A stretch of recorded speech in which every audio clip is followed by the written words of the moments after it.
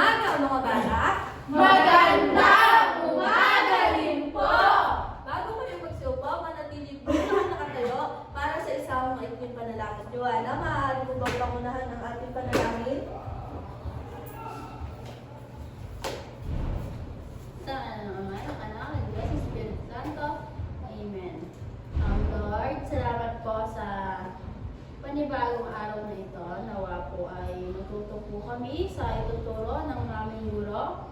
Sana po ay makauwi po kami ng ligtas sa aming mga tahanan. Yawa po ang aming dalangin sa ng Ama, ng Anak, ng Diyos, ng Espiritu Santo.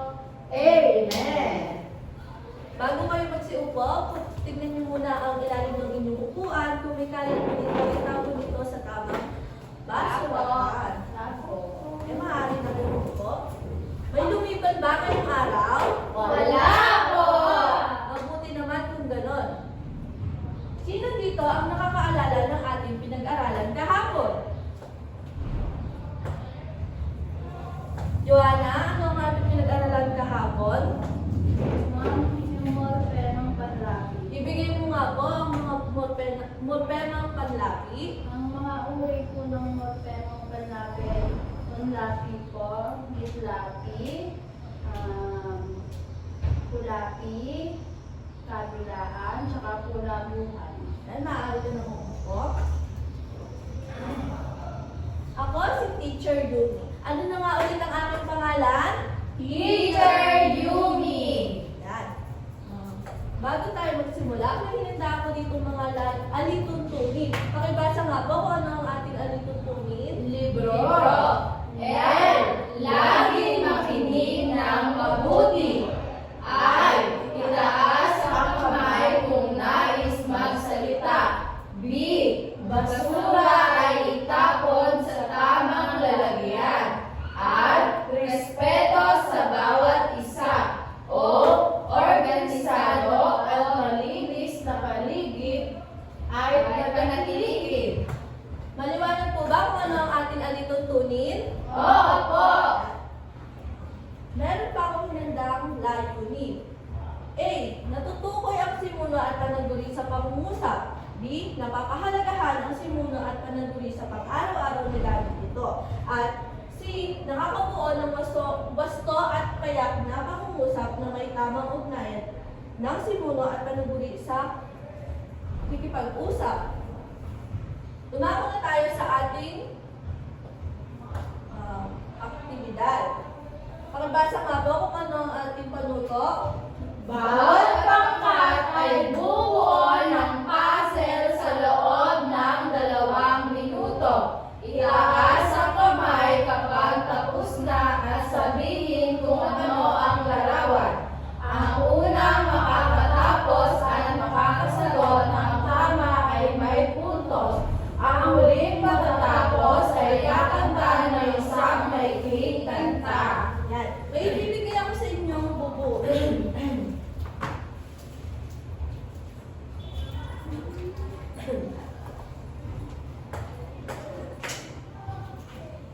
Bibigyan ko kayo ng 2 minuto para mabuo ito.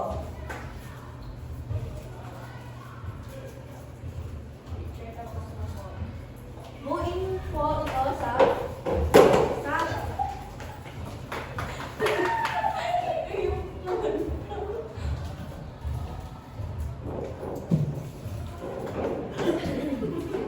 Go, go, go. Huwag po kang madali.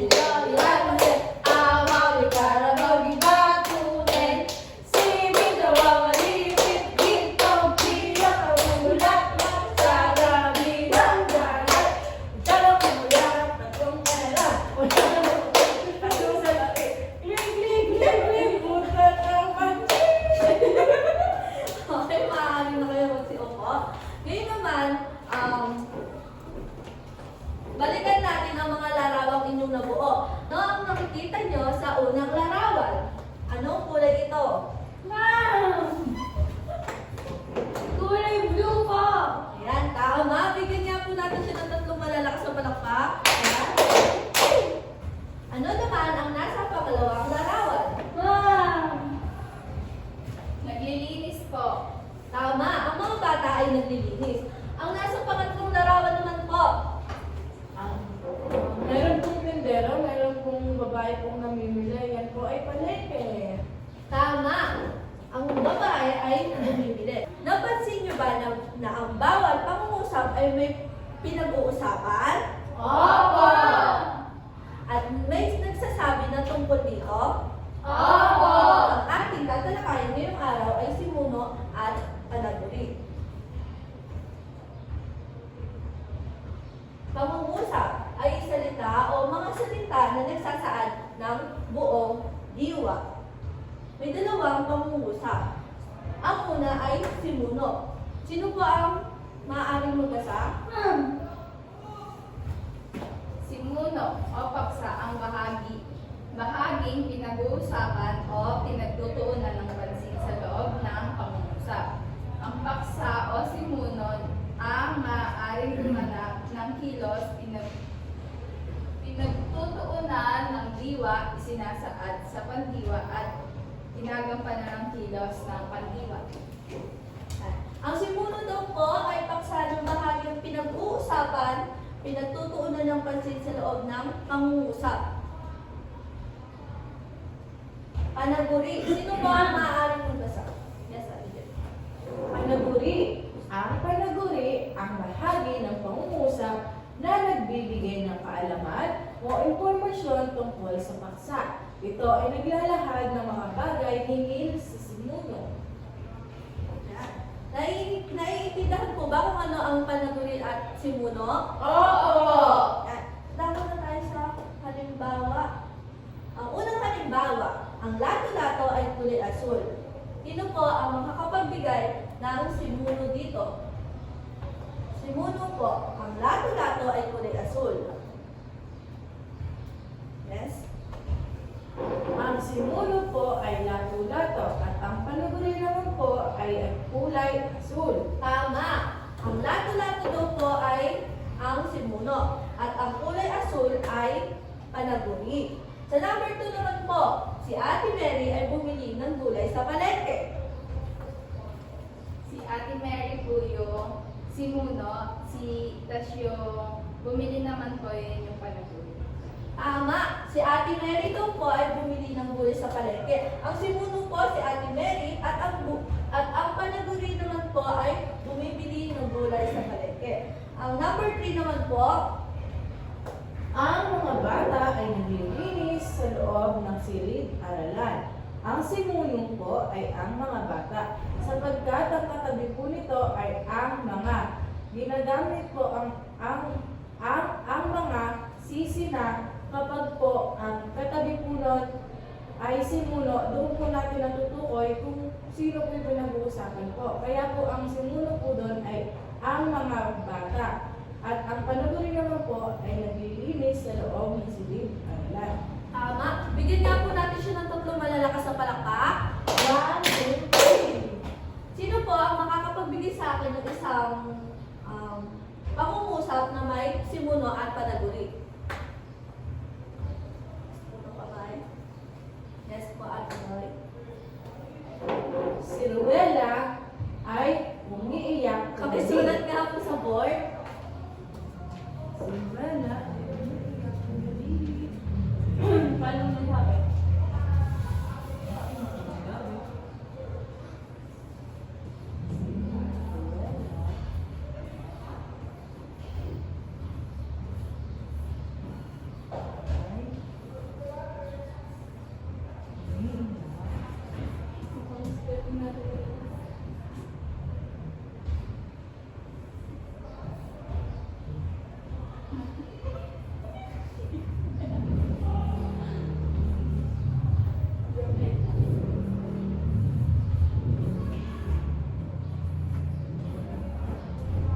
Ang simuno po dito ay si Ruela. Simuno.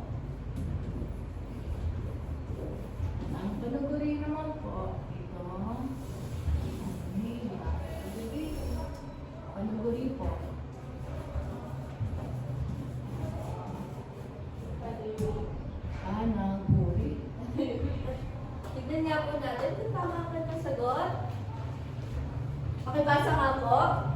Si Rowella ay umiiyak kagabi. Ang simuno ay si Rowella. Opo. Ang panaguri ay ang umiiyak kagabi. Opo. Sino ulit ang makakapagbigay sa akin ng isa pang pangungusap? Yes?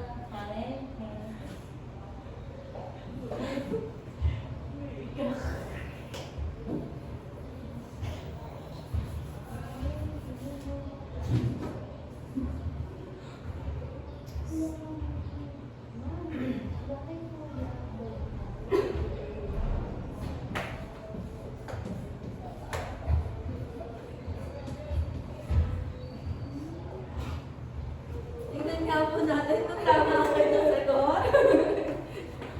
Pakibasa nga po. Si Ray namamalengke sa palengke. Si... Si Ray po ay simuno po. Namamalengke sa palengke po yung panaguri. Ano ang panaguri? Namamalengke sa palengke.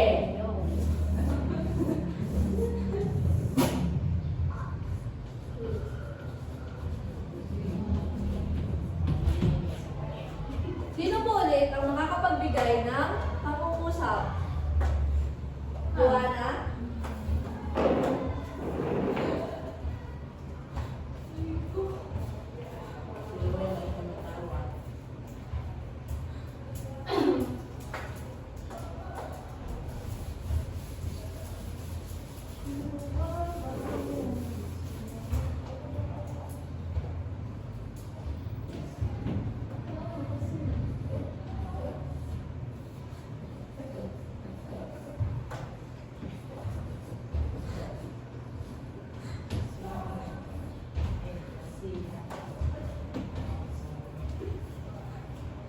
Tingnan nga natin kung tama ang kanyang sagot. Si Si Joy Joy ay masiyagi. Sino ang simuno sa pangungusap na ito? Si Joy. Joy! Ano naman ang panaguri? Masiyagi. Tama! Sino ulit makakapagbigay ng isang pangungusap? Ruwela? Rowella. Rowella. Rowella.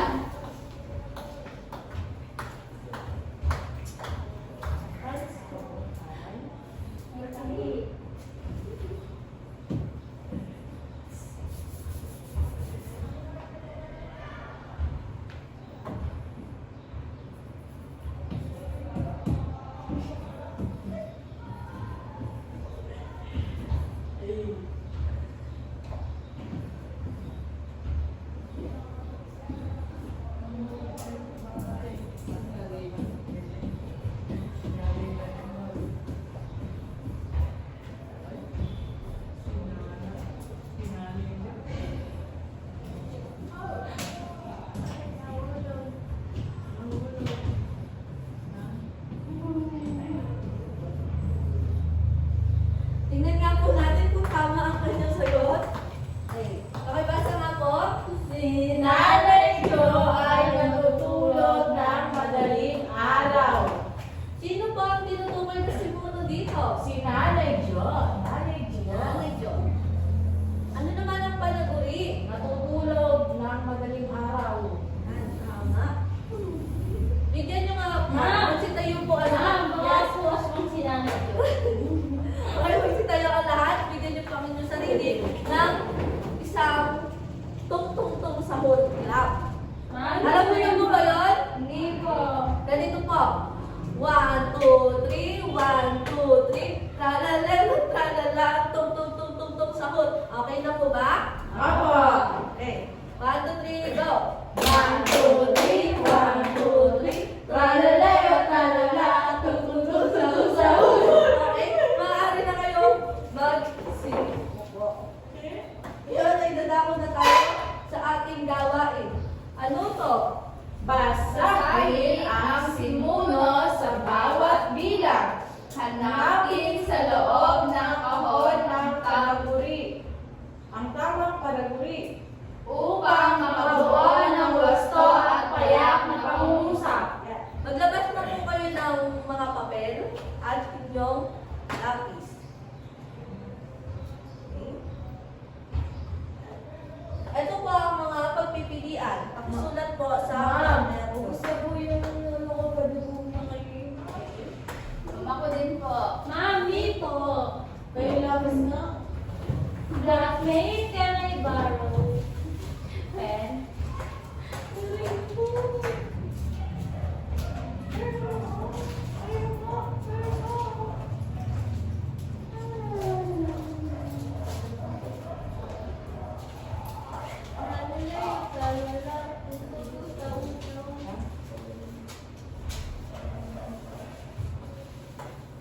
Okay, maaari na kayong magsulat.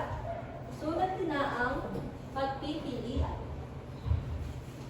Ating iti-check mamaya.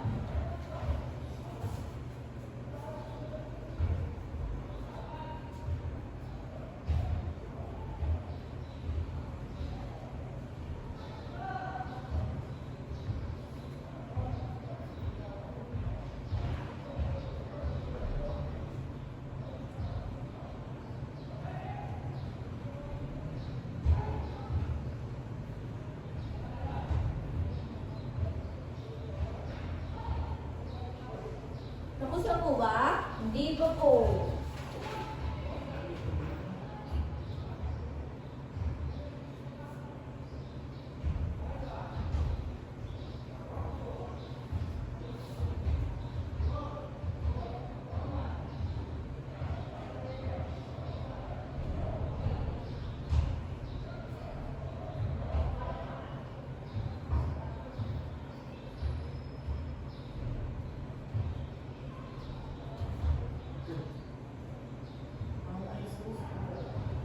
Tapos na po. Opo. Hindi pa po. Tapos na po ba isulat ang pagpipilian? Opo. Dadako na tayo sa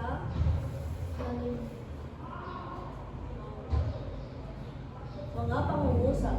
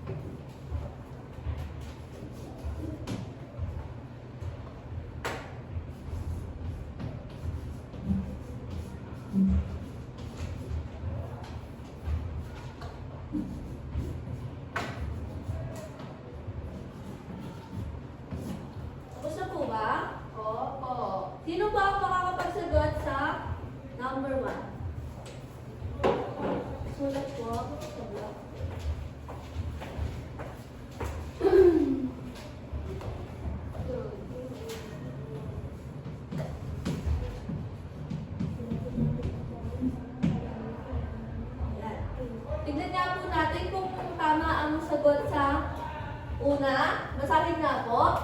Ang bola Lahat po. Ang bola ay hugis bilog. Tama po ba ang kanyang sagot? Opo. Yan. Bigyan nga po natin siya ng tatlong malalakas na palakpak. Sa pangalawa po. Yes, Joanna.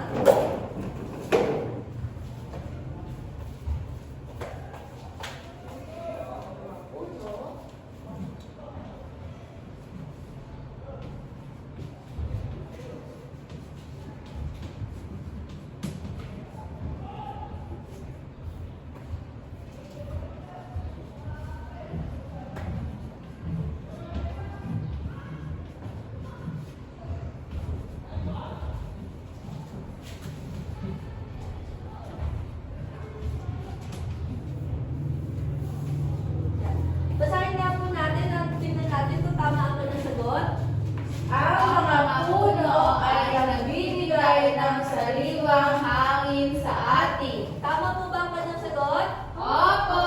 Yan. Ang pangatlo naman po, Noela, maaari mo bang sagutan ang pangatlo? Sorry.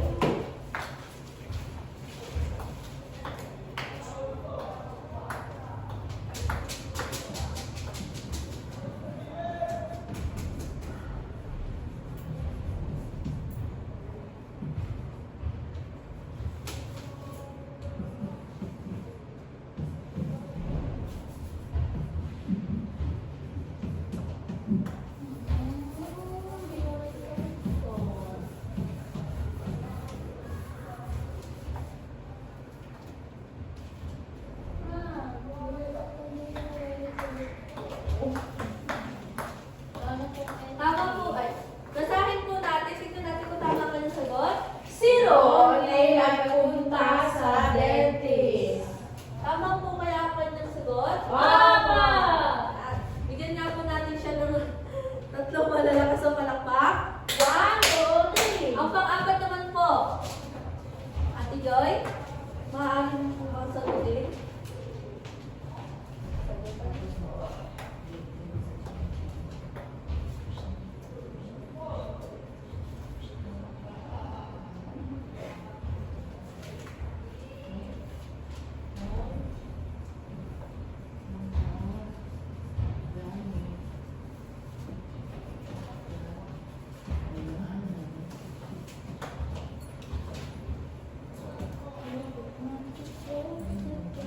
Tingnan nga po natin kung tama ang kanyang sagot. Maaari niyo po bang basahin? Ang lapis at papel ay ginagamit sa pag-aaral. Tama po ba ang kanyang sagot? Opo. Sa panglima naman po. Yes, Dora.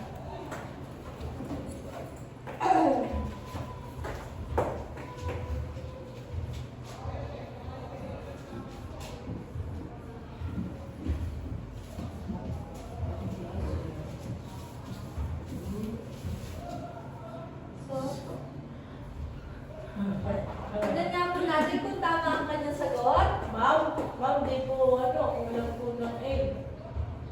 Kakals. Ah! Ang linaw po ng mata mo. Tama. Opo. Yan. Basahin nga po natin. Sina Ben at Nina ay magkaklase. Tama po ba ang kanyang sagot? Opo. Mahalaga po ba ang simuno at panaguri sa pang-araw? Mahalaga po ba ang simuno at panaguri sa paggawa ng pangungusap? Opo. Magtaas po ng kamay para sa tubig. Mahalaga po. Sige po, magtaas po ng kamay na po maling sagot. Yes? Opo, mahalaga po ang sumuno at panaguri sa pangusap upang matukoy po natin kung sino ang pinagtutuunan na isang pangungusap, kung sino po yung pinakapagsako doon sa isang pangungusap, at matutukoy po natin ang panaguri kung sino po yung binibigyan po ng information. Tama. Bigyan nga po natin siya ng 5 malalakas sa palakpak. Yan. Dadako na tayo sa ikalawang gawain. Basahin nga po ang panuto. Isulat ang tama kung wasto ang pangungusap at mali kung hindi. Okay. Sulat niyo na po sa inyong papel.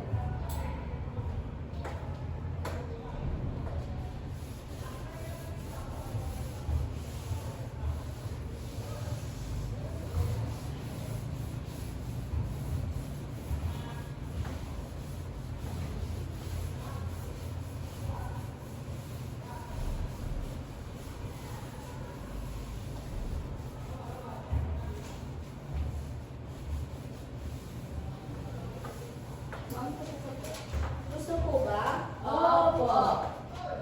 Tapos na po ba? Opo. Mama ko, di ko po. Sige. Magsagot mo na po. At tignan ko sa atin kung tama ang inyong mga sagot mamaya.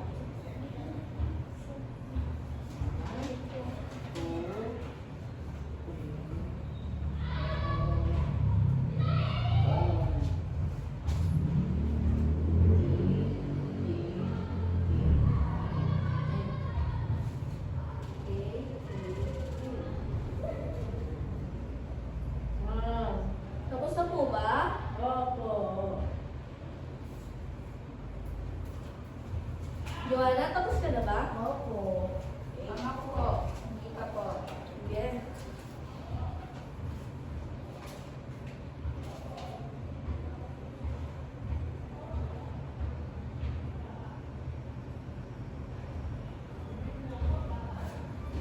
Ang ay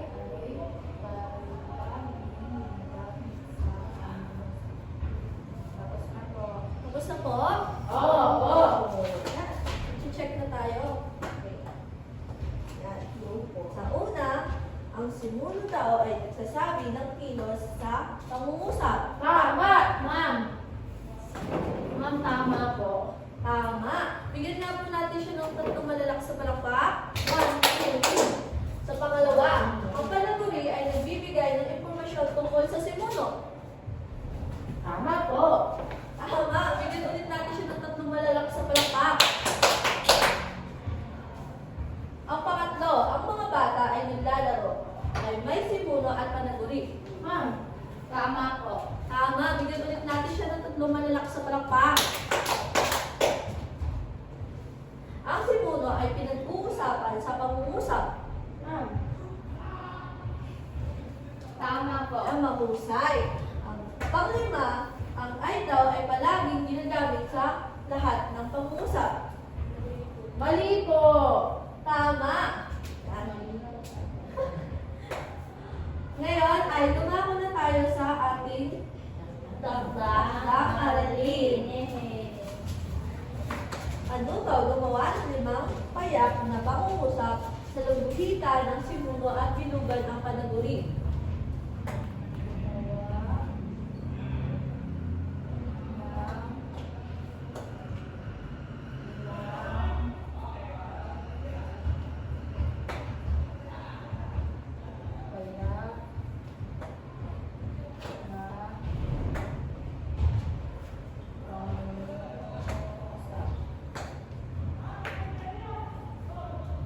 Tapos na po ba?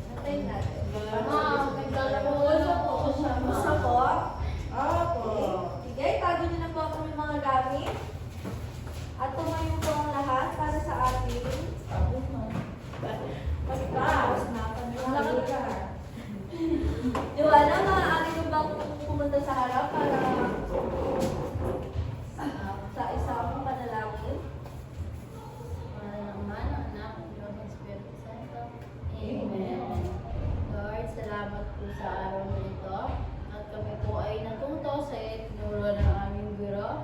Sana po ay lahat po kami ay makauwi ng